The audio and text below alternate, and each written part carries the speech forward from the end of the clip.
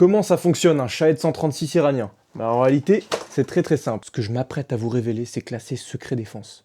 Faut surtout pas en parler. En réalité, c'est un avion en bois. Bon, ce drone, on en parle absolument partout à cause de l'autre mandarine obèse qui nous fait monter le prix du gasoil à 2,20€ le litre. Techniquement, on va parler de cet aéronef et préparez-vous, parce qu'il n'y a rien qui va. Déjà, il ne décolle pas tout seul. Il est propulsé par un booster et ça permet directement de l'arracher de son rail. Il peut être lancé d'un véhicule, d'une rampe de lancement, tout et n'importe quoi. Une fois qu'il a assez de vitesse et qu'il est propulsé, c'est un moteur chinois de motoneige Mado MD 550 qui prend le relais.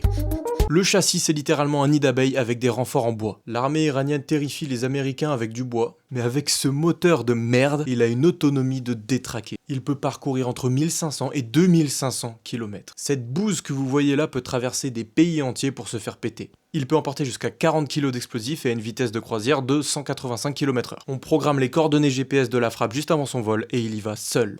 Pas de radio, pas de contrôle à distance. En termes d'électronique, c'est le strict minimum. Il embarque un système de navigation inertielle et un GPS. C'est tout, c'est une plaque de contreplaqué qui vole. Et avant d'arriver, il fait un boucan. Il fait le bruit d'une Peugeot 103 de 1974.